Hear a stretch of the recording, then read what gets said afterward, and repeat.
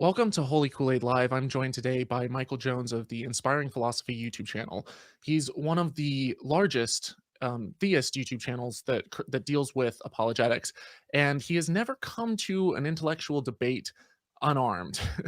He does his research. He does phenomenal videos, incredibly well put together. The production quality is off the charts, and in many ways, I see him as one of the most formidable opponents from the theist versus atheist debate scene.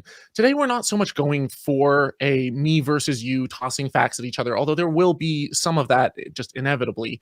But I more want to sit down and have a friendly, respectful conversation to talk about why we believe the things that we believe, where he stands on it, and also to just be able to bridge the gap a little bit and model healthy conversation.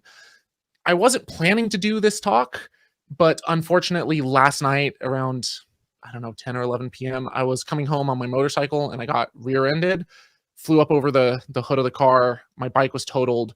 I ended up in the ER. My shoulder was dislocated. I'm currently wearing a sling, but I needed to get content out this month because I'm behind, because all month we were planning and putting together and organizing the Faithless Forum conference, which was a huge, phenomenal success. I'm very, very excited that we were able to pull that off. I'm very grateful to everyone who showed up and was there. But because of that, my channel I'm a little behind on. I got to pay rent, so I thought that this would be a great time to have this conversation, which I've been wanting to have for a while. Michael, welcome to the show. Yeah, thanks for having me, and thanks for the compliments. But if you're gonna do any more, you need to buy me a drink first. You know, when you were having a conversation with Derek from Myth Vision, the way that he introduced you, he talked about how you have a way of ticking off your own side, the theists, especially the young earth creationists and the biblical inerrantists, because you don't hold those views strictly. And he said, what's stopping you from coming over to the other side? And you said, well, do you have cookies? And he said, no, but I'm happy to announce that we now have cookies. Oh, you do? Okay, well then, that's gonna be a tough decision. I know. Well, man. Unfortunately, my side still has all the scotch, so I'm gonna stick with this side. I don't know. Have you ever seen Hitchens toss back a Johnny Walker Black? Johnny Walker is. I'm more of an Isley Gut man myself. Well, I'm sure we can find you a bottle. Michael, real quick, why don't you give us a quick introduction to first of all who you are and what your channel is about, and then we'll dive in a little bit into where you stand on specific positions. Yeah, sure. Sorry, I just forgot how to swallow some water there, so I was coughing it up. I swear it's not COVID. But yeah, so my channel is Inspiring Philosophy. I started it years ago because I just sort of felt that there's a lot of Christians on YouTube and a lot of atheists on YouTube, but a lot of the Christians on YouTube at the time, especially then, were young earth creationists. And I just was like, I kind of want to put something out that's a little better. Not a lot of people are. What the hell, I'll do it. And so at the time I was doing like nighttime security work in Pennsylvania, and I just had the extra time. So I started it that way. So I try to make videos basically defending a Christian worldview, but but I'm also a theistic evolutionist. So I do defend a lot of theistic evolutionist aspects. Like, I'm sure your audience won't like a lot of my videos, but in January, I'm going to be doing an upcoming video on the origins of young earth creationism. Like, I'm going to go through the history over the past 100 years, how it came about. I had an historian named Ronald Numbers review the video, said it was good, signed off on it. So I try to do a lot of, I try to find, we're all biased in some way, but I try my best to sort of like follow the evidence as best I can. And sometimes I put stuff out that upsets Christians. I'll put out stuff that will upset atheists. I'm just going to try to my best to keep putting out different videos and update my views based on the evidence. So that's just kind of what I do. I'm kind of sort of like, a doppelganger for your channel in a lot of ways. Yeah, and in many ways, when I watch your videos, I do feel like there's a lot of parallels between the way that we go about creating our content. And I have a lot of respect for you because of that, because there was a video that you put out recently. You too, man. Thank you. There's a video you recently put out on the Exodus, and then you got a response from a Christian scholar, Dr. Falk, who I've mentioned in a past video, and I'm working on a response to his response to me.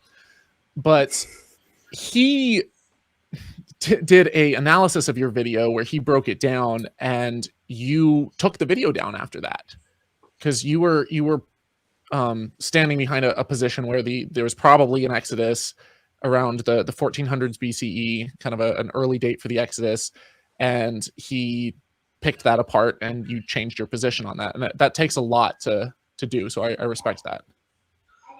Yeah, that definitely happened. And at first, I got a lot of like messages about people telling me to, defend the view, to, go against Falk and whatnot. And at the end of the day, like, I was like, he did make some good points.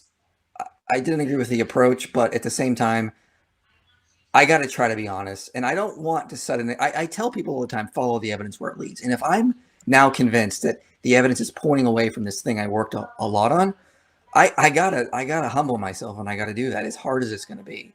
And it sucked. It absolutely sucked. But we're all human. We're all trying our best. And I messed up. So I mean, I'm gonna try to, I'm gonna just keep trying with that same mentality moving forward. Yeah. If it makes you feel better, I watched your video, and I was about to start putting together a response video, and then you took it down, and I was like, I'm not gonna kick you while you're down. That's low. Thank you. I appreciate it. Although I am working on a response video to your Tal El Hammam, Sodom and Gomorrah. But I'm thinking of taking that down. Yeah, with all of the stuff that's coming out with their research. Yeah, there's another thing. I'm probably going to give it maybe another month, and if they don't offer a good response, I'm probably going to have to pull that video, because some stuff came out this past fall showing that there's a lot of problems with the site. So that's probably going to have to get pulled too if it keeps going in that direction. I'm definitely leaning in that way now. So you're telling me it's unfortunate, but I have a month to make a response video. Hurry up. Yeah. All right. Yeah, I was going to say, look, I'll let them see if they come up with some better arguments, and they just haven't seen anything yet. So yeah. No, well, I respect that approach. And I think that it's, when we're faced with a choice of either doubling down or changing our position, it's hard. It's really freaking hard, especially the more that you've sunk into videos in terms of cost and time and effort and energy, and as well as reputation. But yeah, I want to dive into the meat of the interview, because I've got you for about an hour. And while I'm doing this, if anyone has any questions in the live chat, you can post super chats, and those will be prioritized. I'll try to get to as many questions as I can. If they're not super chats, I'll try to get to them, but the super chats have priority, and my editor will collect those, and we'll try to get to all of them at the end of the discussion.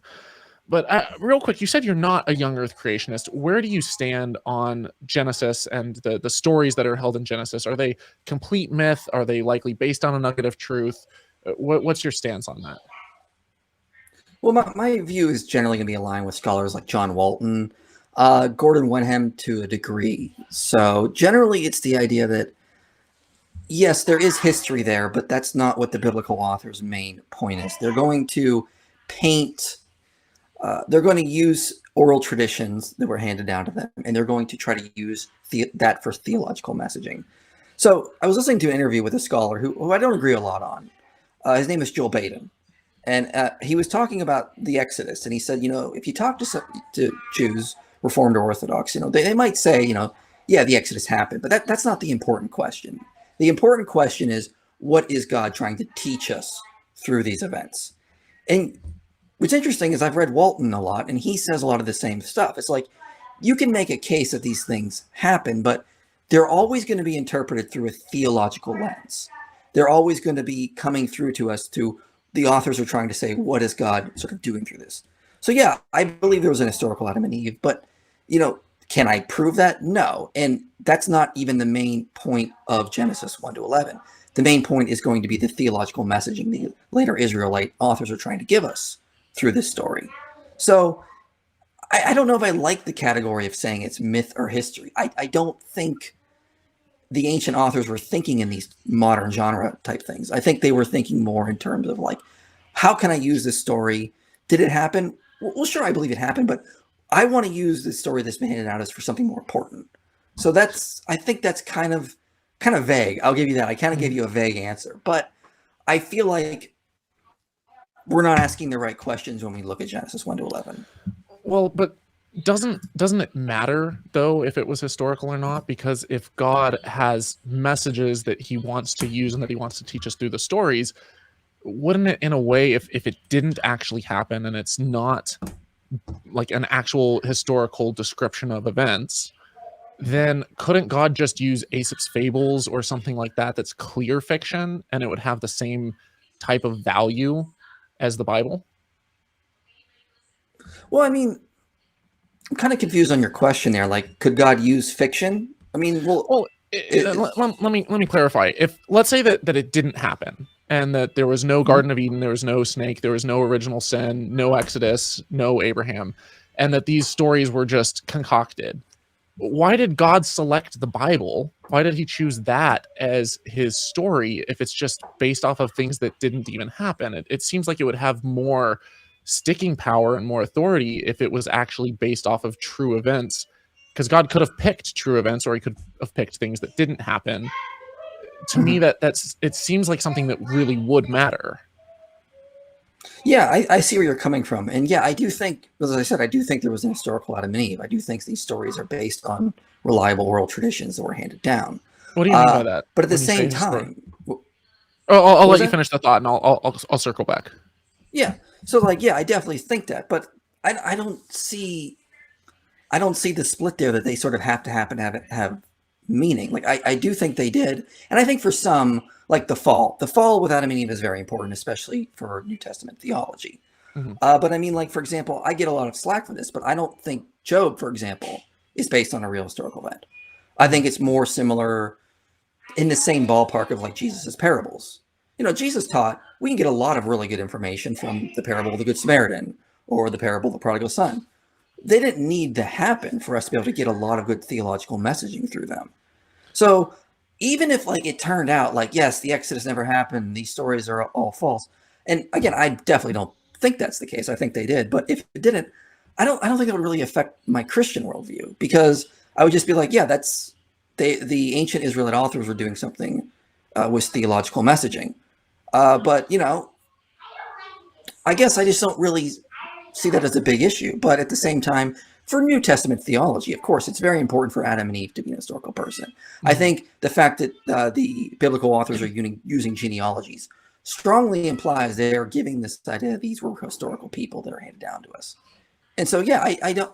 I guess I could sort of see where you're coming from, but I guess I'm just not on the same page with you when it comes to that. I think to some extent I would agree, that a story doesn't have to be, actually historical in order for it to have truth value, in order for the morals of the story to have value. And I think that the parables is a great example of that, but the parables aren't posed as a real actual historical event. And like you said with Adam and Eve, if there wasn't original sin, if there actually wasn't this concept that was handed down through the generations of, hey, we're all fallen through Adam, and that's merely an allegory, then did Christ die for an allegory? It seems like it all hinges on that.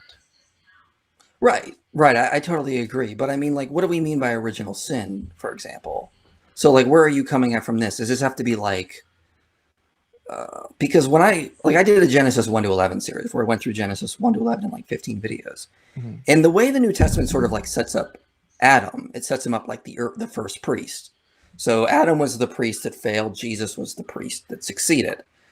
Well, Adam sort of represents sort of like creation before God in Eden. And when he failed, like those that were represented in him fail as well. Likewise, in the New Testament, those grafted into Christ succeed as well through Christ. It's not so much this idea that we all have to be directly descendant from Adam. That's a view I don't take, and I'm pretty clear in my Genesis series. In fact, I would make this sort of argument. I would say Genesis 1 is sort of part 1 and Genesis 2 is part 2, basically. Genesis 2, in my view, as I follow Walton and Trumper Longman, for example, it's a sequel to Genesis 2. So it sort of like continues where Genesis 1 left off. But notice in Genesis 1, it says all men and women are made in the image of God. Wherever they are, they have now been put into this place where they're the image of God. By that logic, following Heiser and Walton, Genesis 2 is a sequel. Adam comes after the Imago Dei has already been given to all humans. So it's not this idea that Adam even has to be the first human. Adam is the first priest, the first covenant made with God. He represents creation, mankind, before God in Eden. And when he falls, those in him fall as well. So I feel like, and the reason I bring that up is because it felt like in your question, that was sort of like in the backdrop of what was being asked. And I don't see this as a big issue for me because, yeah, we are all grafted into Adam in that sort of sense. but it's not like a young Earth creationist understanding where Adam is like literally the first human and everyone has to be directly descended from him. I don't take that view, and a lot of scholars actually push back on that. So it's less that there was actually a physical moment of falling or a physical action that No, inherited I do through... think there was a physical. I do think there was a physical act of falling. I do think at one point God set up this covenant. Adam transgressed it, and those that he represented as the priest fell in him as well. But were there... You don't think that he was the only person on Earth at that time? Correct. But his act, even so if let's say that Adam screwed up and there were multiple people existing all at the same time, his act would have doomed everyone else, even if they were living perfectly and doing everything right. What do we mean by doom, though? Well, open the floodgates to, either. Well, I know that you don't believe in hell in the same way that many literalists do. Yeah, it's true. But as far as if there's some form of salvation or some form of eternal paradise, eternal life, to have that revoked through this failure, then in a way... let's back up a little bit. In Genesis 1, God says something very interesting to mankind. He says, I want you to subdue the earth. Okay. That's a very interesting... So there's a scholar named Joshua John Vanny who wrote his dissertation called Death in the Garden, where he argued there's plenty of evidence death existed before the fall. And this is one of his verses. So that word for, subdue the earth is very harsh. It tends to mean something like war conquest, enslavement. This is how it's used in other places in the Bible. And Joshua John Vanny's point is that what he's telling mankind is not, I've created a perfect world where there's no chaos and suffering. He's saying, look, the world I am now electing to be my temple, it's got chaos in it. And I want, as my representatives, I'm calling you to go out and subdue the chaos. It's going to be harsh. It's going to be hard, but you got some work to do kind of mentality.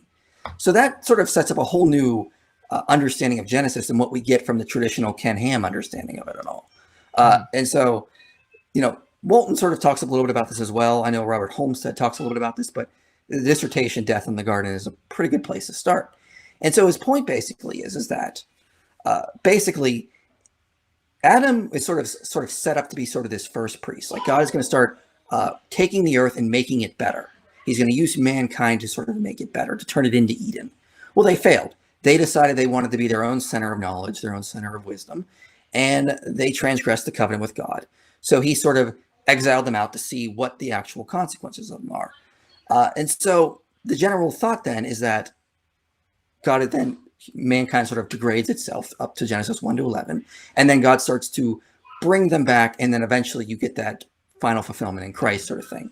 So that's sort of be like the whole story that we see sort of building up. So again, the reason I bring that up is because I think the way I'm looking at Genesis 1 and Genesis 2 is going to be a little bit different than you're looking at it. I don't see this idea that there was this paradise, like the whole earth was without death and before the fall. I definitely don't take that view at all. I think there's a lot more complexity and nuance going in there. So one of the things that I've gotten from Christian apologists, including Trent Horn in one of his response videos, there were other YouTubers as well, and I think you shared one of the videos, and I don't remember your exact comment, but it made me feel like you had the sentiment as well, is that this idea that me as an atheist went from extreme fundamentalist to extreme atheist and am completely clueless about any middle ground of liberal Christians who are not young earth creationists, who are kind of more in the middle. But I went through that phase too. Like before I became an atheist, I was a very reluctant atheist. I didn't want to leave my faith. I didn't want to leave, my core beliefs, my identity behind. And so I made this transition where I stopped believing in hell, and then I kind of was more of a liberal old earth creationist, and then more of a deist, and then eventually just gave it up.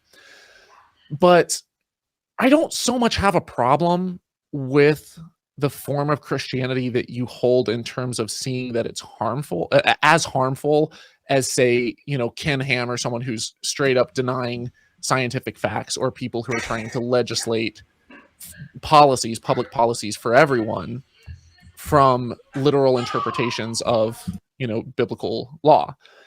So I don't push back as hard. And so a lot of times I am accused of just focusing on the young earth creationists as if that's all that I think that the Bible, the only way I think it can be interpreted.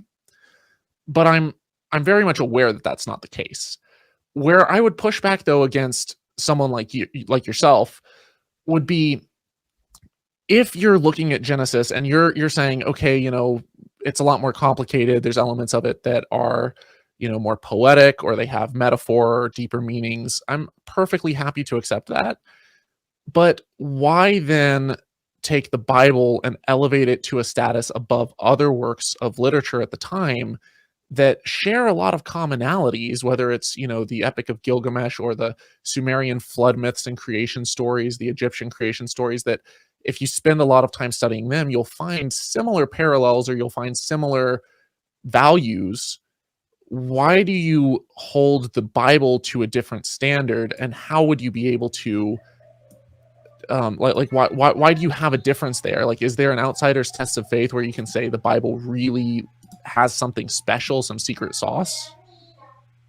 Well, I mean, I would simply say, well, the Genesis 1 to 11 is not the whole story. That's the beginning. Mhm. And sure, if that was all we have, I don't know if I would be a Christian for sure. The reason I'm a Christian has more to do with New Testament themes, fulfillment of Christ, the resurrection, that kind of thing. I do think there is good evidence for the resurrection. I'm not a minimal facts guy, though, but I think there's good evidence for reliability of the New Testament and whatnot. And so that's how I sort of weigh it.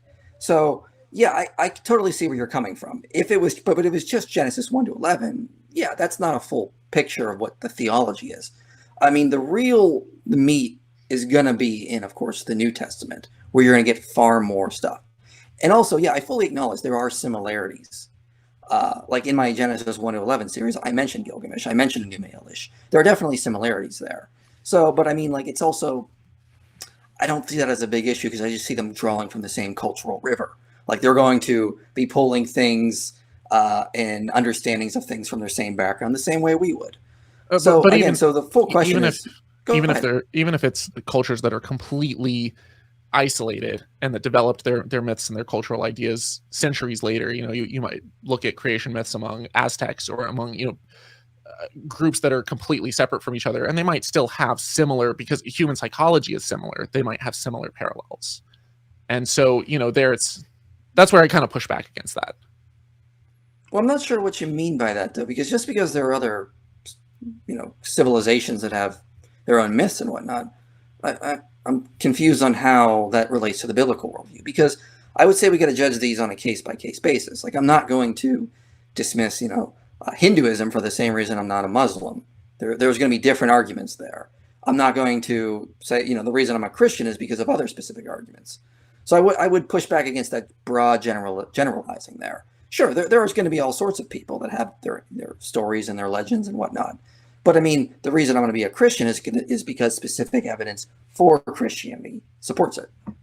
Well, what I meant by that was, if you have, the Epic of Gilgamesh and the Sumerian myths and stuff, creation stories, you're saying that they're all pulling from the same source, and so that same source has a nugget of truth.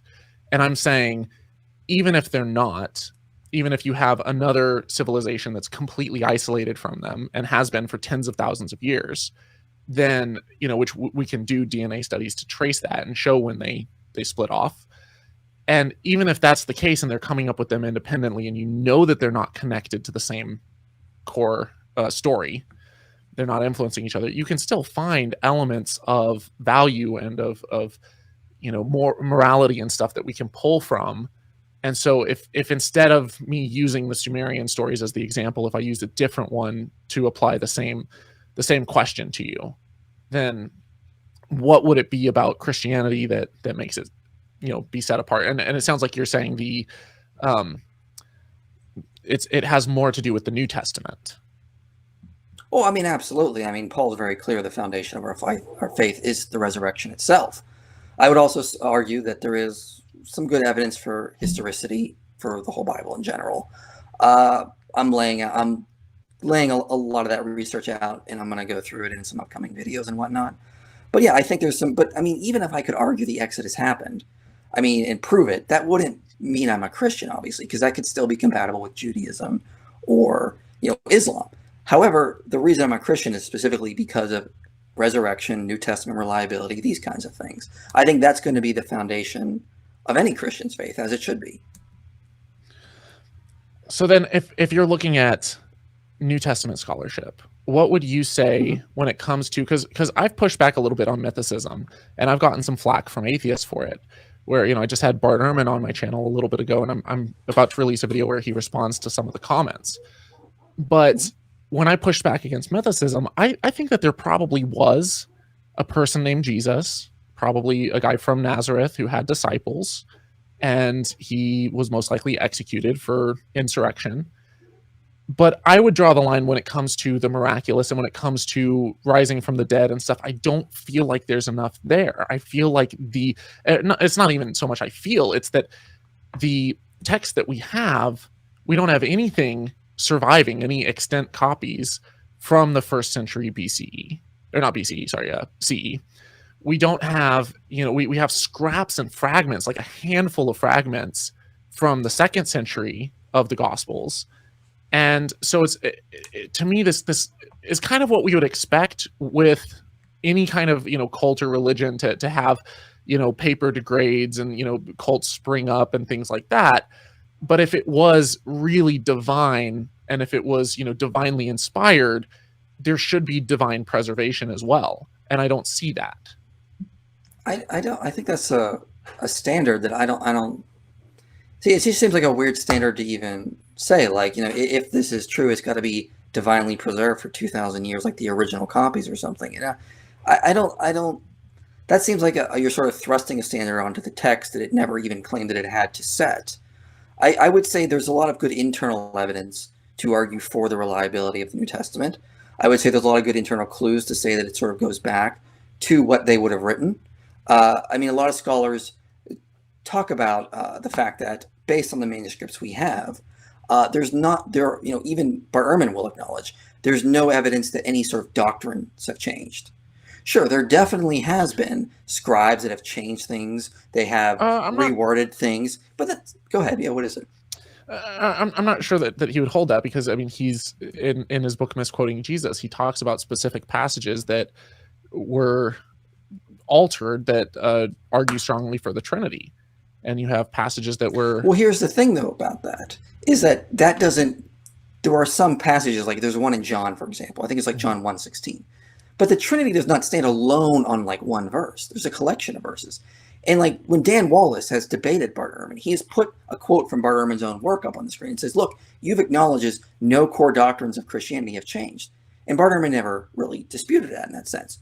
Sure, there's definitely instances like the long ending of Mark, or the instance where the woman caught in adultery, that do not appear to be in the original. But scholars have acknowledged that. Dan Wallace, Christian, who's debated Ehrman, Darrell Bach as well, they acknowledge those. They talk about them in their book, like Dethroning Jesus, for example. And they point out, like, this does not affect core doctrines. This does not affect, this can affect our understanding of, like, what the scribes were doing, what was sort of going on through the transmission. But in terms of core doctrines of Christianity, we don't see any good evidence that those have actually radically changed from the manuscripts we have now to what the original authors would have had. Do you adhere to Markan priority? Yes. So, and to our viewers, is the notion that Mark was the gospel that was written first, and then it was probably Luke and Matthew around the same time, about 20 years later, and then John would be last. Yeah, I'm perfectly fine with that. Yeah. It tends to be the view that's held by most New Testament scholars. It's not universal, but yeah. Yeah, and I'm fine following the scholarship on that. Yeah. Would you say that the divinity of Jesus is a core doctrine of Christianity? Yeah.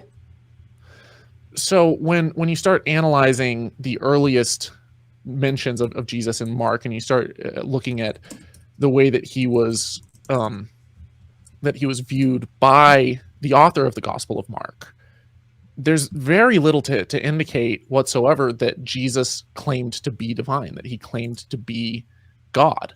It's written in such a way where he's a, you know, apocalyptic prophet, perhaps, that he has God's blessing, that maybe he's adopted and elevated up to a status similar to God, but it's not until you get to the later Gospels, specifically John, where you have this full-fledged, him saying, before Abraham was, I am, and the Father Yeah, and I it's are definitely one. more explicit in John. Like, I definitely see where you're coming from on that. Mm-hmm. But we also need to keep in mind that a lot of what we would expect the author to write to sort of proclaim the divinity is not necessarily going to be what the ancient authors were going to do. So one of the things, I did a video back in May where I talked about how there's a lot of Old Testament parallels throughout the Bible. There's just a lot. And so a lot of what, Mike Licona did a pretty good lecture on this. A lot of what's sort of going on in Mark is you see him trying to connect things Jesus did to passages in the Old Testament about Yahweh. So like it talks about like Jesus says your sins are forgiven when he's healing someone. Now we, for example, go, well, that's kind of weird. He's just healing him. But that's also a call back to Jeremiah. Jeremiah said like, in the future, Yahweh is going to restore his covenant with Israel and their sins will be forgiven. The implication is that Israel was sort of like in a continual exile until Yahweh renewed the covenant and his sins were forgiven. Then you have Jesus coming on the scene saying, hey, I'm here to forgive sins. But the implication is only God could do such a thing. Mark has Jesus calm the sea. And like Conan notes, this is a reference back to Yahweh saying that he has sort of power over the sea. And sort of when you go through the Gospel of Mark or Matthew, you sort of see these type of things.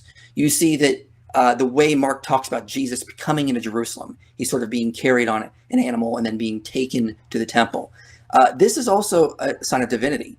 It's much more clear in Matthew. It's in Mark though too as well. Is that in the ancient Near East, it's often that deities were depicted as on living creatures or on animals.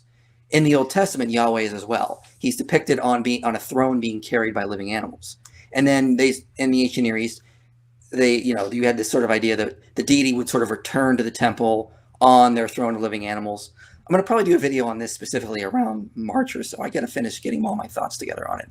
But you sort of see this also in Mark as well, is that Yahweh is sort of returning to his temple in the character of Jesus in this sort of scene.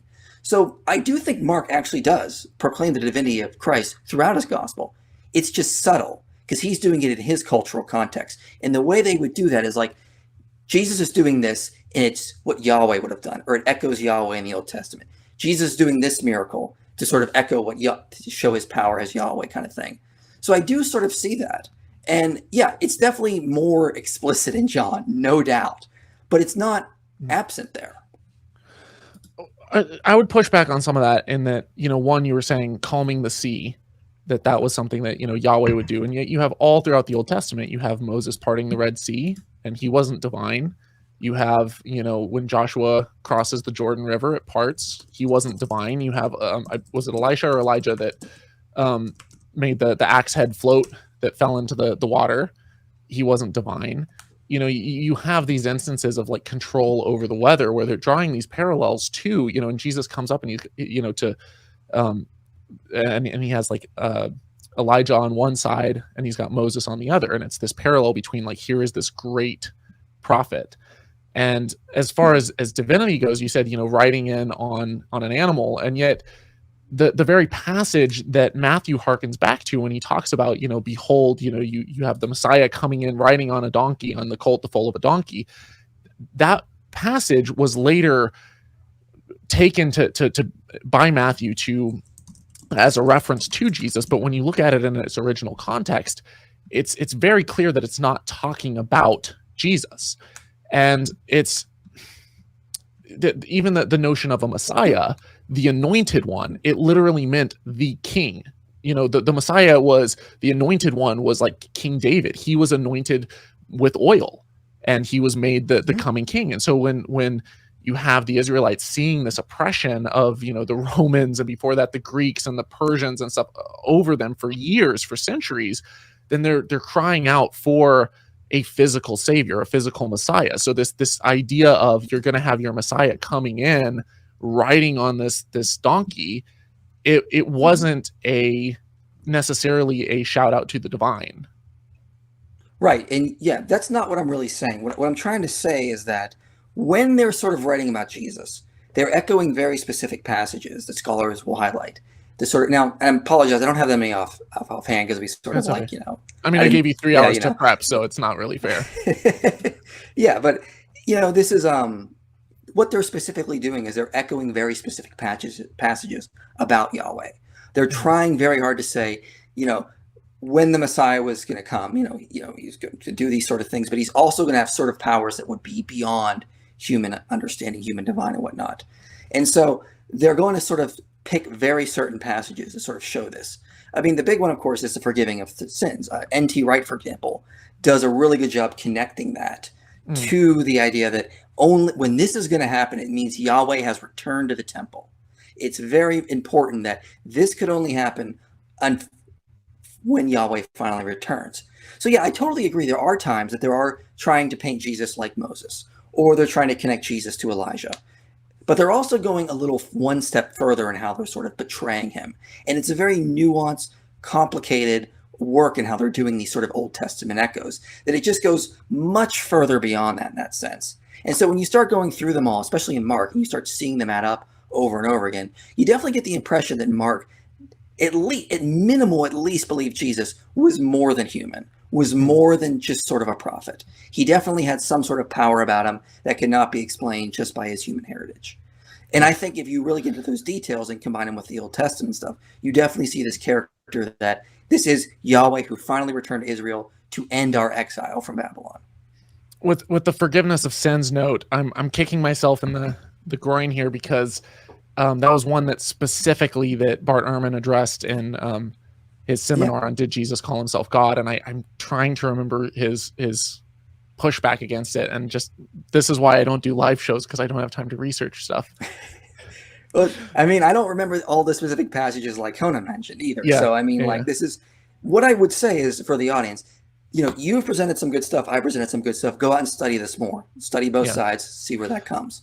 I would just encourage that, you know, for our viewers right now to, when you read it, don't just read Mark by itself, or sorry, don't just read like Mark and Matthew, Luke and John kind of all like pulling passages together as though they're one book. They're not. They had multiple different authors.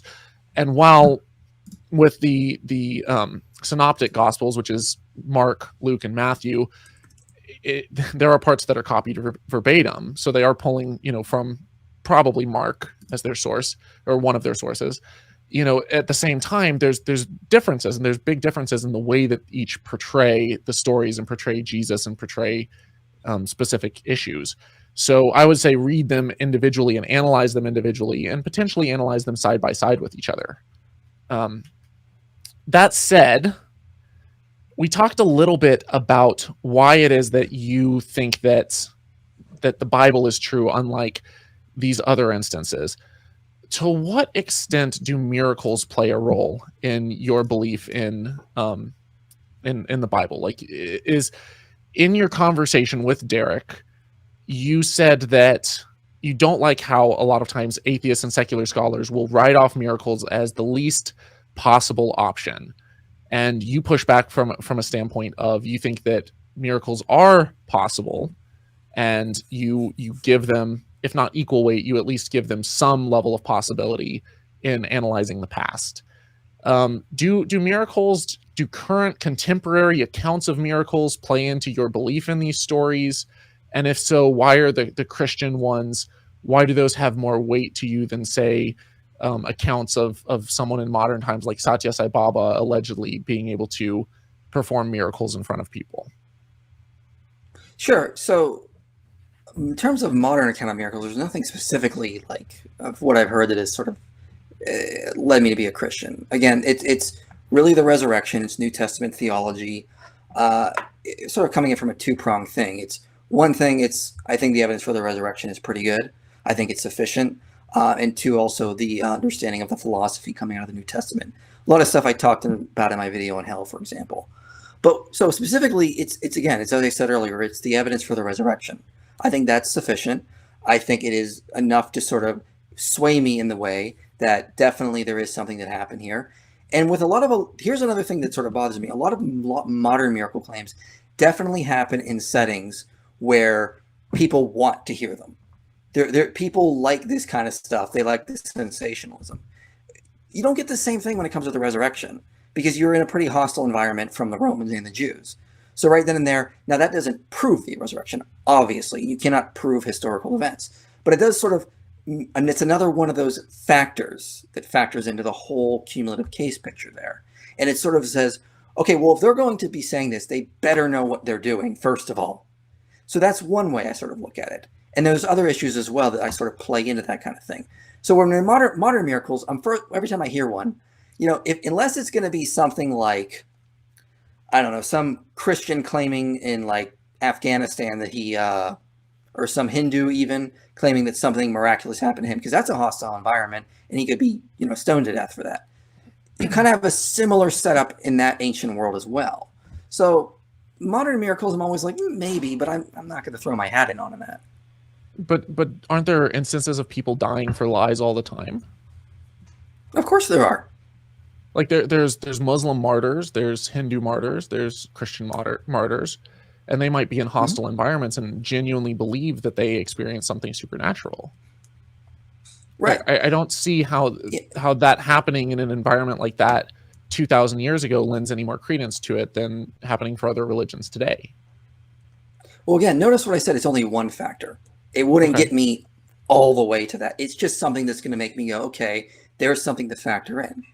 Now, also, it's a little different from like a current like Muslim martyr who didn't witness the Quran being written or didn't witness that kind of stuff. It's a little bit different than like the first eyewitness kind of thing. I guess here's where my biggest gripe with that kind of approach is, yes, it could only be one factor. But if you have one factor that by itself is not very good, and you have another one that by itself is not very good, and you have another one that by itself is not very good, you could potentially add them up. But if you're starting with the conclusion that you want to arrive at and then looking for evidence, and all you have is a bunch of conjecture, that's not a very strong case. At least in my opinion, I look at that and I'm like, I could do the same thing with psychics. I could say, well, sure, Uri Geller, when you analyze his claims about his abilities, it's not the strongest. But if you take that and you also take Teresa Caputo and you take the fact that all these TV shows are having psychics on and all these people are doing stuff, but see, you add all of that up and suddenly you've got something. But when you break them down and analyze them one by one and put scientific controls in place, then it all falls apart.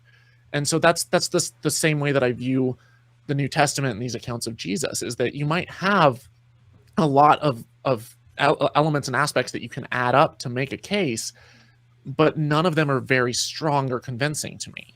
And so I wonder like how you get past that. Well, we have to remember that when we're doing history, when it comes to all sorts of different historical hypotheses, it's sort of built on a lot of that kind of stuff. So like I'm just reading that book back there. I don't know if people can see it. I got it from the library. I got it because this one author was trying to make a case that Semiramis was a real historical person, but she was an amalgamation of all these different historical figures that were sort of put into one. And she doesn't build her, and she acknowledges, like, if I just had like one little thing here or there, that wouldn't be a strong case.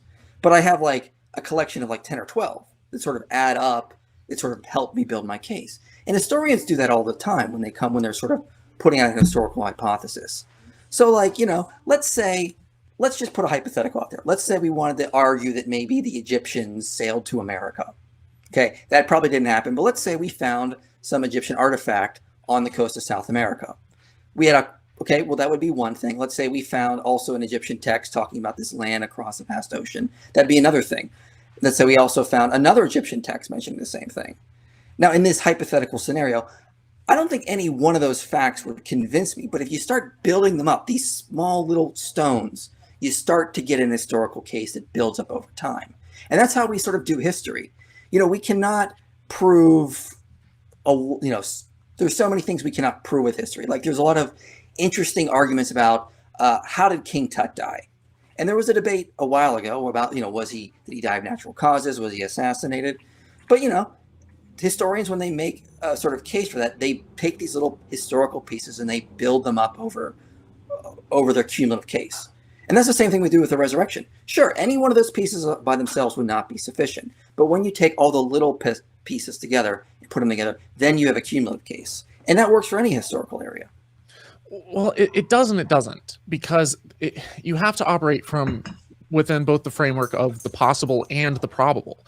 Because if, yes, the more instances that you have talking about something, that does tend to make a stronger case. But you have to have, competing hypotheses. You have to look at what's the falsifiability of this.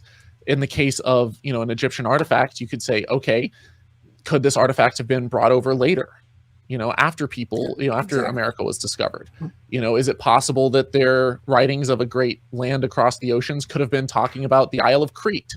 It could have been talking about another island that they're talking about. It's vague. Exactly. Yeah. And, so if you're looking at cultures and across a large time period with, millions of people, then you're going to be able to cherry pick little nuggets here and there. But you have to ask yourself, were the Egyptians capable of building seaworthy ships that could cross an ocean?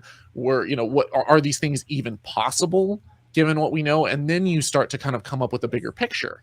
And that's why I brought up modern day miracles, because with a modern day miracle, like, you can test this stuff and you can start doing things like prayer studies and trying to come up with, is this something that comports with the way that the universe works? Like, do we have instances that we can prove, that we can show and demonstrate? And if time and time and time again, we find that the dead don't come back to life, and these things that people do have cognitive errors, logical fallacies we fall for, self-delusion, memory failures, people exaggerate and lie, stories change over time, like, we start to get a bigger picture. We don't have great evidence for current miracles. We have great evidence for why there are stories of current miracles. Then that, to me, starts building a world and a worldview where you can say, what is more likely? That all of these miracle stories 2,000 years ago are accounted for by these things that we know about how the brain works and how the mind works, or that even though we don't have great instances of miracles happening nowadays, aside from anecdotes, then we should still believe in the ones back then. Well, here's my pushback on that. And I always point this out. This is a case-by-case basis. Mm-hmm. And let me use an analogy to sort of help that. Okay.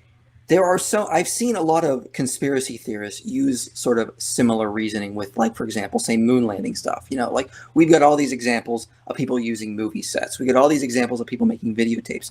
What are the odds that the moon landing was not just sort of like that, given the background knowledge in that kind of sense? Now, that's obviously an extreme example, but I'm just sort of trying to get the same principles out of it. We judge the evidence for the moon landing on the actual evidence that supports it. The Russians would have been the first on the scene to say, hey, this is fake, because they wanted to beat us. There's the fact that, you can show the technology at the time would just not have worked for that, or the fact that they left something that astronauts can reflect back when they were up there. So we don't just say, when it comes to the moon landing, well, we have all these instances of people making tapes, and we only have one instance of somebody actually going to the moon. Therefore, it's far more likely, based on our worldview of understanding how tapes are made, and that it's just far more likely that's what happened. No, we judge the evidence for the moon landing on the specific evidence that actually shows us there. And so when Christians, that argue for the resurrection, we're saying, let's do the same thing.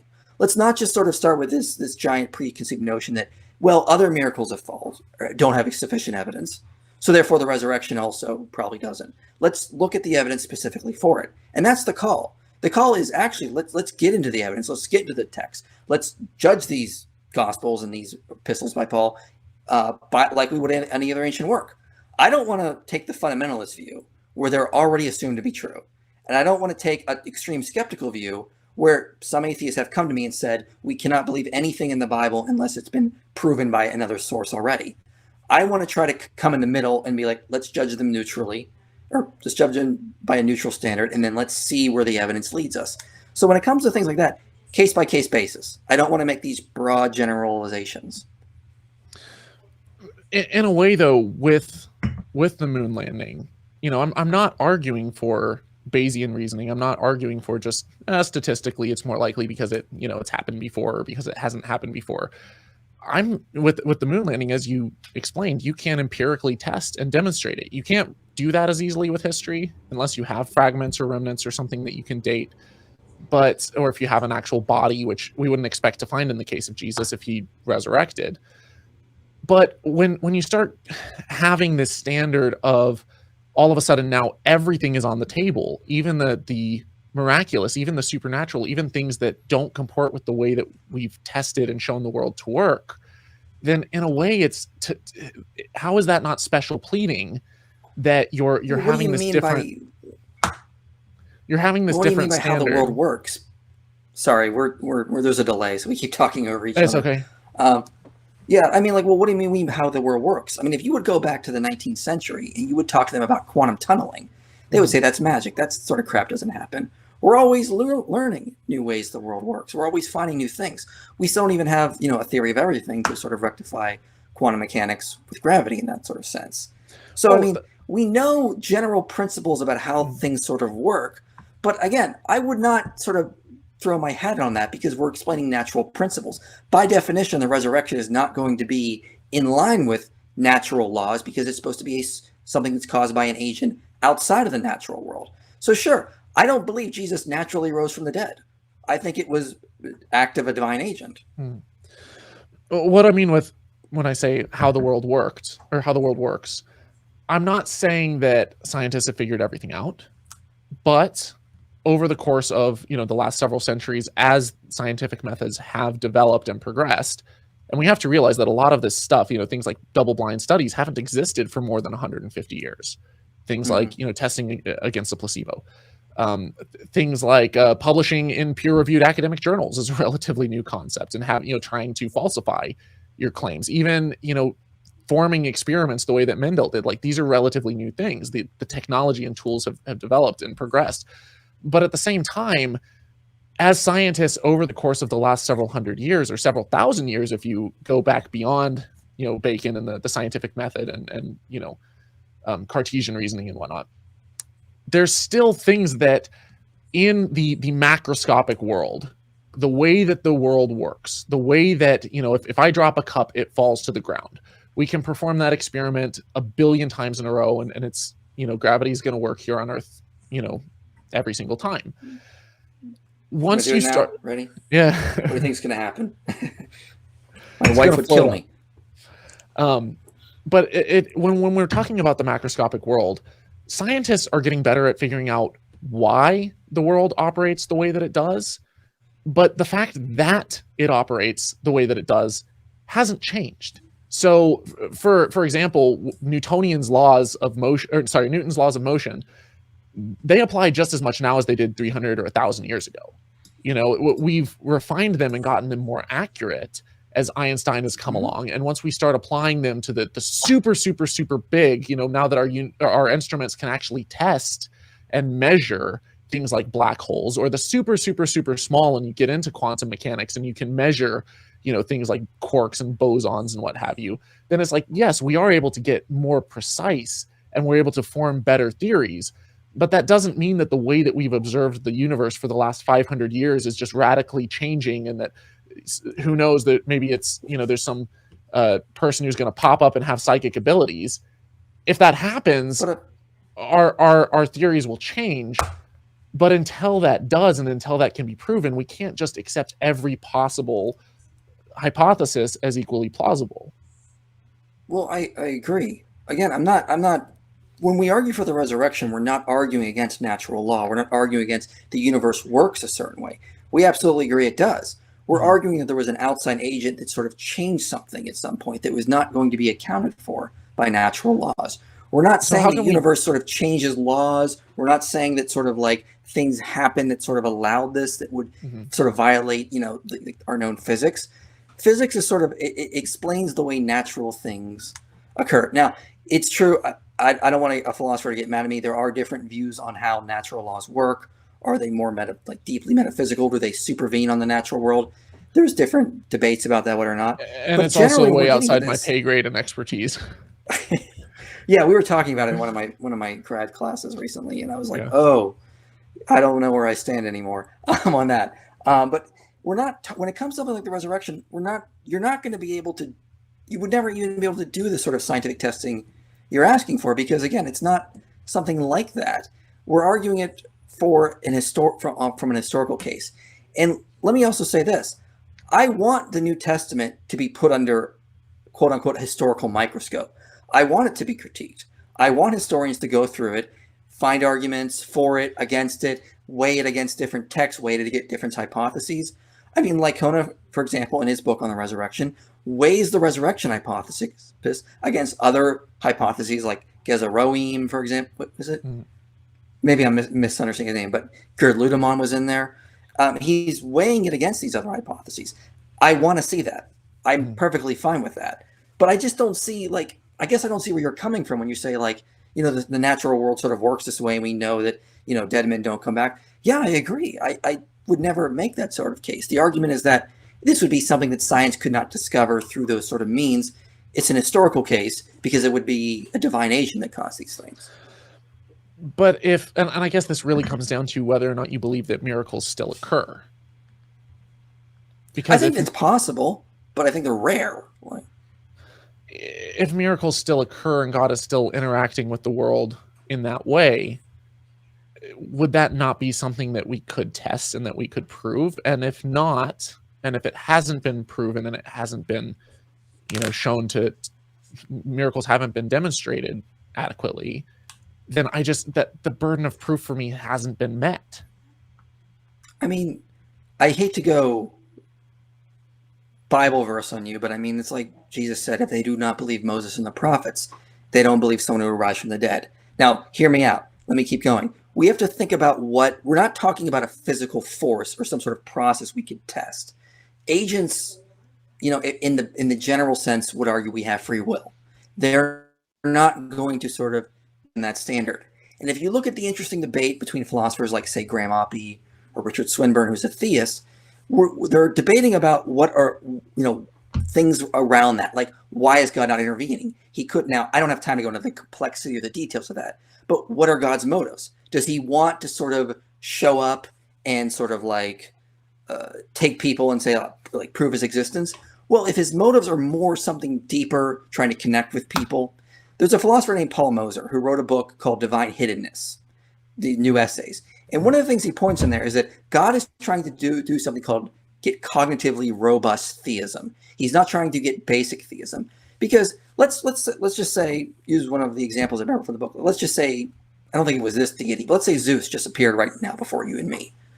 Okay, we would be like, okay, yeah, Zeus exists. So what? I'm not going to worship him. That doesn't mean I love him. That doesn't mean I'm going to do anything beyond that.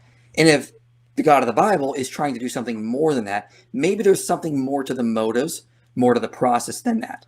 Now, again, that's a complex issue in and of itself. We just don't have time to unpack. Yeah. So if best I can do is recommend a book, Paul Moser's book, that goes into a lot of those complexities, Richard Swinburne's work as well, that talks about when it comes to things like divine hiddenness or evidence or lack of miracles that could have prove this thing. We have to sort of step back and remember we're dealing with a deity who has a theological, who has imbued the universe, or if does exist, would have imbued the universe with theological purpose.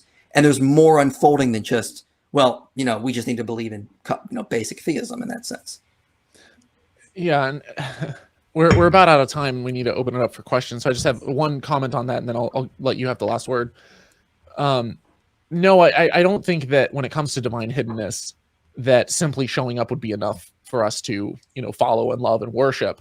But if, and the most obvious parallel with this would be, you know, your own father figure. Yeah, you can have a dad who's present and he's an absolute abusive, terrible piece of crap, and it's not going to make you love him. But showing up and being there is a pretty good start, I think. And without that, it's difficult to, you know, love or care for someone who you don't even know if they're real or not. Yeah, and again, then we need to go back into ontology on this, because a maximally great being or a divine agent that's an omnipotent is far different than a father figure. Sure, you could say there's analogies, connections, obviously, to make this in the Bible. But again, there's an ontological difference there. And so this is what Paul Moser is sort of doing, and the other authors that contribute are doing in that sort of book there. There's a lot more complexity here. And unfortunately, we went into divine hiddenness towards the end and didn't have time to unpack it. But yeah, it is definitely a good objection. I would say it's definitely an objection that theists need to deal with. No, there are ways that there are answers to that. It's not just the end of the story. Okay. Well, unfortunately, we're at time, except for some super chats that I want to read. So, Eric, if you can get the first super chat on screen, we're going to try to go through these as fast as we can. Shane the Skeptic said, "Great job at Faithless Forum, Thomas. Thank you. It was really awesome having you around. As a philosopher, I can appreciate a fair amount of Michael's work. Glad to see a discussion between you two. Thanks for the super chat." Do you have another one? Oh, he also said, a question for IP. Do you think biblical literalism is coherent? If not, what makes a non-literal approach more coherent with Christianity? Now, we gotta be careful here, because by biblical literalism, do we mean that, literal is a very packed word, and typically it sort of just falls into that young earth creationist mentality. No, I don't think that's coherent. I don't think the extreme version of how we understand biblical literalism is coherent. If not, what makes a non-literal approach more coherent with Christianity? But see, here's the thing. I do think some of the stories are true, but the word literal is, of course, has too much. It's got a really bad reputation as of late. So, I mean, I hate to say this, but I mean, this is kind of what I'm going is like, I think the Bible is true if it's interpreted correctly. Now, that's painting with quite a broad brush. I fully get that. But we got to make sure we're understanding what the authors of Genesis, for example, are doing. Are they trying to say that God created everything in literally 6 days? No, I don't actually think that's what's happening. And a lot of my evidence would come from how we should properly interpret Genesis 1:1. I don't think it should be interpreted as, in the beginning, God created the heavens and the earth was formless and void in that sense. And so that sort of changes the whole meaning, because that means God shows up at some point when the earth is already formless and void, and then starts bara, or creating. That's how we translate that word, whatever he does. So we need to start understanding it in its original context. We need to understand it in its ancient cultural context, and then we're going to have a better understanding of it. But you see, this, I understand it's a super chat, and you can't really, elaborate a lot of that, but I just feel like literal is just a bad word because it's got a bad reputation for it today. I'm sorry if that's not really answering the question, though. I wish I had more time with you, because I want to get into biblical literalism specifically with the Exodus story. And it's like, once you start taking certain things, figuratively, at what point is it even the same story? But we're going to have to save that discussion. Yeah. Well, we'll talk more another time. Amit Matthew, thank you for the super chat, says, Michael, you say follow the evidence where it leads. Christianity hinges on miracle claims. What is the evidence for those miracles that led you to follow them? I mean, it would be the evidence first for the reliability of the New Testament, showing that it's reliable to what's originally written, and then the evidence for the resurrection. Like, I think it was like now 6 years ago, I did a series on New Testament reliability, followed by my series on the resurrection, where I laid out the evidence. Now, there are some things that changed since then. Like I mentioned the Nazareth inscription, and that's basically now the scholarship has changed on that. So there are some things I would change, but the general core, I would still say, is the evidence that sort of convinced me and led me in that direction. And again, I'm not a minimal facts guy, so I don't think you can just do it from just like Paul's conversion and a couple other things. I think you need to argue for New Testament reliability. I think you need to make that sort of case that these documents are reliable, and then you can make a case for the resurrection from that. So it's a cumulative case built on a lot of stuff that would take me probably over an hour to go through it all. But I mean, like, a worldview should not just be based on simple quad of thinking that goes into these sort of things without just simply saying, like, I can answer this in like an elevator pitch kind of thing. Can we get the next one? Andrew, $5 super chat, thank you so much, says, is religion dangerous for the world, i.e. anti-science, pro-religion politicians writing policy for things like climate change, COVID, all God's plan? I mean, I think I know, where I stand on that. And religion's such a broad brush. Saying, painting all religions as equally the same and all interpretations of all religions as equally the same, I don't think is fair. And I don't think I think that kind of black and white thinking can get you in trouble. I think there are tons of examples where religion has been used to cause a tremendous amount of harm. And my stance would be, if you approach the world without using critical thinking and reason, and you simply accept any dogmatic ideology on faith without questioning and pushing back and actually trying to analyze what's good for the world, I think that that's a dangerous place to start. I don't think all religious people do that, but when I push back against religious people, it's usually for doing that.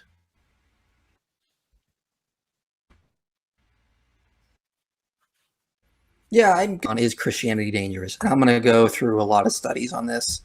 A lot of stuff that I brought up in my debate with Michael Shermer, R and Raw, on that specific topic. I'm going to go into meta-analyses on mental health, on religion and crime. I'll be replying to Phil Zuckerman in a lot of ways. In terms of Christianity as anti-science, I did a video back in September on that where I specifically addressed the claim like why Christians are underrepresented in science, and there's some interesting data on that as well. So no, I don't think it is dangerous. I think there's a lot. Yeah, I do agree with you though that it is painting with a very broad brush. Some religions, like if we had a modern day religion that was like into human sacrifice, we'd be like, we should probably stop that one. That's pretty bad. But when it comes specifically to Christianity, I think there's a lot of strong evidence that it is not dangerous. In fact, it has more benefits than anything. Hello there says, how do you justify the genocides of your God? Evil God theory seems to be the only rational belief to hold in his position. Yeah, I would recommend a book called The Lost World of the Israelite Conquest by John Walton, where sort of it deals with a lot of that stuff. I'm not convinced what's going on in the conquest is that they're absolutely literally wiping out these people. That's a whole debate in of itself. So I don't think, is that what they're getting at? Or are they asking something more differently? Like, why does God like send the flood or something like that? Because if that's the picture, I would say that. I would say that there's numerous instances throughout the Old Testament where God either calls for genocide or, in the case of the flood, wipes out people, if you interpret it literally. Well, the one thing we need to remember, though, is that genocide specifically would be killing people based on an ethnicity. Now, that's something that's never really said. It's said like, these people are under judgment because they have sinned. That's slightly different and for a good reason. What about calls to wipe out the Amalekites, male, women, and children, including livestock? So yeah, I would interpret that as John Walton does in the ancient Near Eastern context. You see a lot of that same kind of language in ancient Near Eastern texts about like utter annihilation. So like this book, Daily Life in Ancient Mesopotamia, Karen Rain Najat, says like in a lot of these Mesopotamian texts, they say that sort of same kind of thing, but then you read later that they sort of brought all these people back to the city to serve as slaves. So they would use this sort of like utter annihilation type language. And then they would turn around and then come back and say, yeah, but we also brought back all these people. You see the same thing in some Egyptian texts as well. Couldn't that just be a biblical contradiction? How so? If, in one passage it says, and they utterly annihilated them and wiped them out. And then another author writes later that, and then they encountered and had slaves from these people. Yeah. Oh, I'm specifically about the slaves I was talking about in Mesopotamian texts. Mm-hmm. But the reason I bring that up is to sort of counter that, because in that culture, that wouldn't be a contradiction. That would just be them sort of saying, like, if we were talk about a football game, like Team A annihilated Team B. It's sort of like this ancient Near Eastern hyperbole sort of context going on there. I know we have a lot of super chats, but I want to push back on that because Falk said this in his response to me, where he points out that the word that's used is harem, which could mean utter annihilation, massacre, or it could be, a displacement, or, there's different meanings. And in my response that I'm working on, there's, when you look at the context of how that word is used elsewhere and the way that it's described, and you get a bigger picture, it's very clear that it's talking about extermination. And if God is telling them details of how they should exterminate and who they should exterminate, if that is an actual command from God, I think the question is, if that's the case, isn't it more likely that God is evil if this happened and if he commanded that? Well, you could make the case on that. But again, I'm okay with even if you were going to interpret the word that way, because you could see the same sort of hyperbolic language in other texts, but it doesn't actually mean that they're actually going to do these sort of things. In the Bible, for example, you see about this utter wiping, like annihilate, take them out. But then later you see then Joshua 23 talking about all these people that still live among you. And the Judges, you see all these people that are still living among you. This kind of idea that there's still a bunch of Canaanites there. Well, yeah, but just because I would try to the Germans, that in its ancient Near Eastern context. Just because the Germans tried to exterminate the Jews doesn't mean that they were successful. True.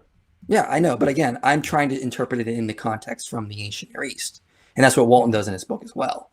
So again, yeah, it's the same sort of like hyperbolic type language you would do with like at like a football game, like they utterly annihilated, destroyed them, but doesn't actually mean that that was what they were doing.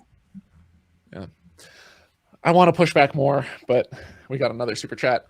Maybe I understand. And again, there's a lot more we could go into, but yeah, you know. Maybe I missed it earlier. What was the good evidence for the resurrection? Can you please provide the best example of evidence? Do you have like one? So I know you were saying that it's multiple, but if you have a really good example. I mean, I would push back again, even on my critics. I would say, for example, there's sufficient evidence Jesus was buried in a tomb, and there's sufficient evidence that it was found empty, and there's sufficient evidence that even skeptics like Paul and James converted. So that would be probably the primary stuff. Okay. Ryan Voll, thank you for the super chat, says miracles are just events that a person doesn't understand the science behind. I'm not sure that. To some extent, I don't agree. know. I'd say that. To some extent, I agree in that if there's the quote I'm sure you're aware of with any sufficiently advanced technology is indistinguishable from magic or indistinguishable from gods. So if there is something that we don't necessarily understand, it's very easy to interpret as miraculous. So if that's what he's saying, then I would agree. If, on the other hand, if we're talking about miracles as defined by something outside the natural world that's interacting with and controlling it, then by definition, it wouldn't be. Does Jones understand the original Jewish Bible was polytheism? That it was medieval monks who rewrote the Bible to make it seem like only one God. You want to push back on that? Well, if that's medieval monks, well, there's a lot of manuscripts before medieval monks that don't show that. I mean, the Dead Sea, did they rewrite the Dead Sea Scrolls too? No, I definitely don't think that. And a lot of scholars don't think that either. First of all, beside the question, polytheism and monotheism are really just bad words to describe the biblical text. They weren't thinking in those terms. Like, define monotheism. You believe in one creator. Okay, but so do a lot of ancient polytheistic religions. Well, you believe there's only like one divine being. Well, then you better throw out biblical theology because, you know, they believe there's all sorts of divine beings and whatnot. I mean, I did a video a while back. It's like, is there polytheism in the Bible? And my basic point was like, the Bible's monolattrist. It's trying to teach you should only worship one God, and that's the creator, who this is Yahweh kind of thing. But I mean, these modern terms like monotheism and polytheism really just suck when you're trying to describe what the Bible's getting at. But no, the Bible was not rewritten by monks. I mean, if they did, they had quite an extravagant budget to be able to go in and change the Dead Sea Scrolls and early texts and fragments that were lost to history for such a long time. That would be wow. I'd largely agree with that. Kingdom Kid says he is trying to iterate that hyperbolic war language is the normal in what is A&E? Ancient Near East. Oh, Ancient Near East. These commands were temporary and for a specific time, place, people, specifically the Jews. You want to respond to that? Yeah. So, yeah, I mean, it's hyperbolic language in that sort of sense. And, when I finally get around to doing that, I'm probably going to spend like 15 minutes going through ancient texts after ancient texts and just show how they were written, show what they were doing in these sort of things, show how they would say like this utter annihilation type language and whatnot. There's a lot more books I want to read on that first. A lot of like even very critical scholars of it, as for example. I just have doing a bunch of other things. Like right now I'm still working on my stuff I'm doing with Dr. Falk, and then I need to do my series on the documentary hypothesis. So I'm going to get there. It's just going to take a while, unfortunately. I do agree with you on that. And a great example of this would be in the Merneptah Stele. There's a line that says, Israel has been exterminated. His seed is no more. And it's very clear, in hindsight that Israel was not exterminated, that, there were Israelites that still exist to this day. And so that type of language is like, yeah, that was common for them to overstate their victories. That's not so much the point I was making, though. I'm not saying that people didn't exaggerate their victories or claim that they wiped people out when in actuality they did a lot less. The point that I was emphasizing based off of the super chat was that if God was the source of this command, if God was telling Israel to commit genocide or to exterminate an entire people group, including women and children, then that would be an argument against the morality of God. or in favor of an evil god. And I think that's the point that maybe got lost in translation. I see. And I would think I would just say, well, God is going to communicate in terms they would understand. Like if God told me, like, get in the car, you got to fly down the road and go to the hospital for something, I wouldn't think, but God, cars don't fly.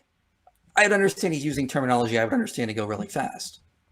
And again, that's where I'd push back with the whole usage of the word harem having multiple meanings. I understand that it can be contextual, but then when you study the context, I think it's very clear what he's saying. But that might just be a topic for another time. I'll let you have the last word on that because you gave me the last word earlier. Well, we have another super chat. The Dead Sea Scrolls do mention multiple gods. Deuteronomy and Genesis have passages of saying gods, where now each Bible has changed to a single god. No, it says Elohim. And Elohim is a very broad term that means any divine being.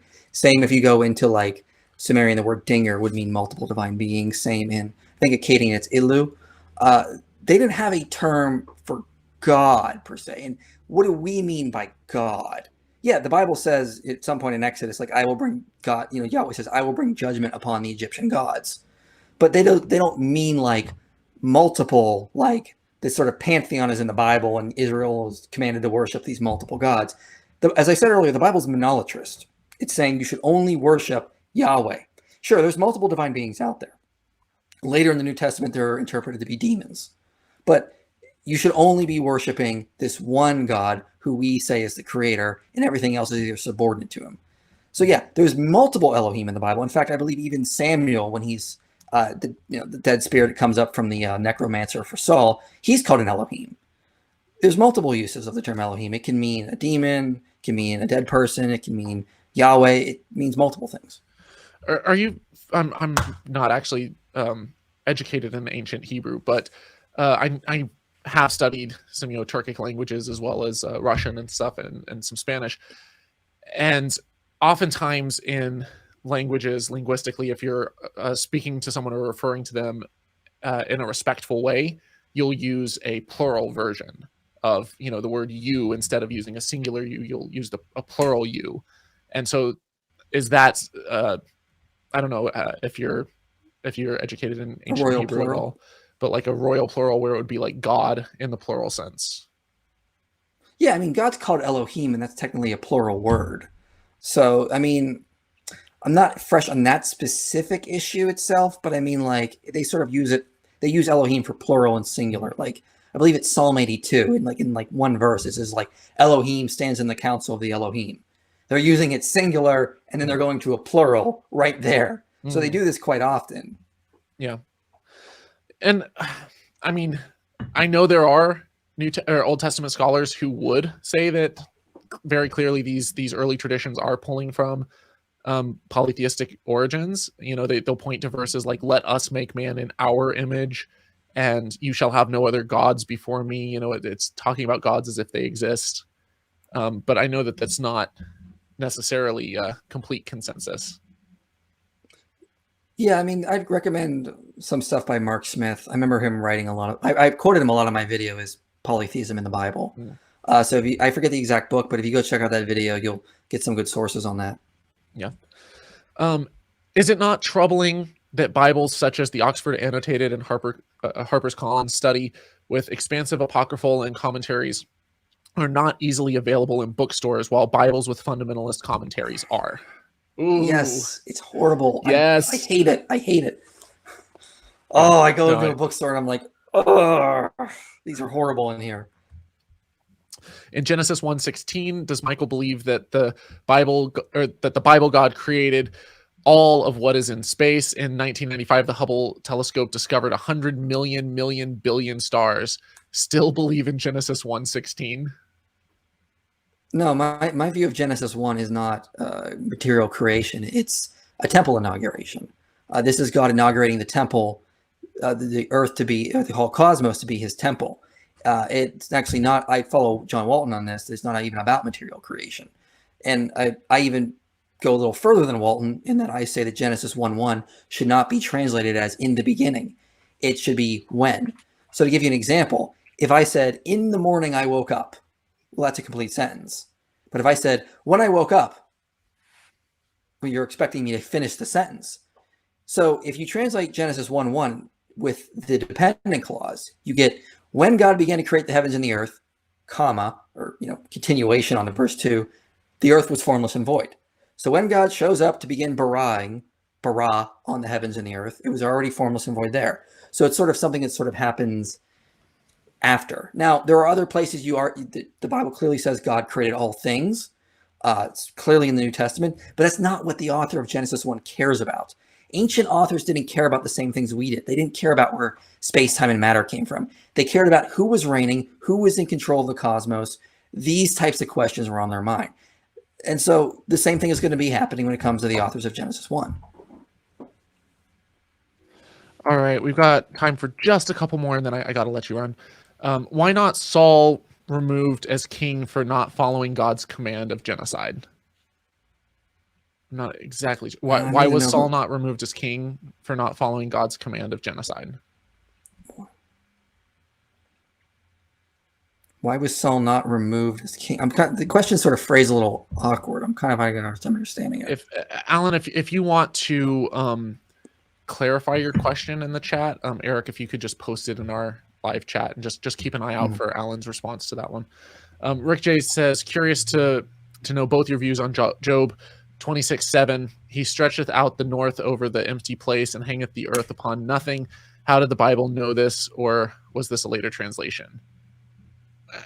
I mean, it's very poetic language.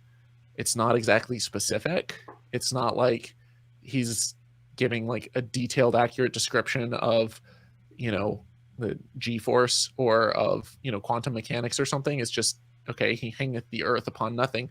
There's other passages that seem to indicate that the earth might be flat or it might have, a dome over it or something. And it's clearly not the way that the world is. So like, if you're going to take this passage literally, why take this one literally and not those? Agreed. All right, Damian Knight. Why take serious a religion that refuses to hold its own deity accountable to its own moral standards? Moral authorities are not immune from their own law or from their law. Well, for one thing, I'm a virtue ethicist, and I think the Bible teaches virtue. Well, I think the New Testament teaches virtue ethics. That's actually what my next video is going to be on. But you have to understand, as even philosophers like Justin Mooney point out, there's an ontological difference in sort of certain things. So like, just a simple basic example, it's obviously not immoral for me to drive. But if, like an 11-year-old gets in the car and starts driving around, we would say that's immoral because A, it's going against the law and they could cause an accident. When we understand circumstances do affect laws, they do affect how we understand things, which is a very core tenet of virtue ethics. We have to take circumstances into account. We got to understand that a deity's nature and ontology is going to be far different than a human's understanding is. And we need to factor in those types of circumstances before we start saying, the same laws, the same rules are always going to be the same regardless. And as a virtue ethicist, we don't take that. All right, we're running out of time, so I'll let you have that word. And our last super chats from XD Ronan or XD Ronan, I'm not sure. And Rationality Rules. Thank you guys so much for the super chats. Unfortunately, we have to call it a night here. Michael, thank you so much for coming on. You guys can find his channel, Inspiring Philosophy, linked to in the description below. And if you want to support either of our work, we have our Patreons there and our Twitters if you want to interact with us online. I really appreciate you guys for showing up to this last minute. Michael, thank you I know I didn't give you a lot of time to prep, but I think this was a really productive conversation, and I look forward to speaking to you again. Hopefully you had a good time as well. Anything that you want to leave us with? I'm always willing to help out fellow content creators. I think, again, we're not going to agree, but I appreciate you having me on and having this conversation. Absolutely. To everyone watching, I'm going to release some more content soon as I can edit or with Eric's help. But thank you guys so much for watching. And as always, dare to be curious, but don't drink the Kool-Aid.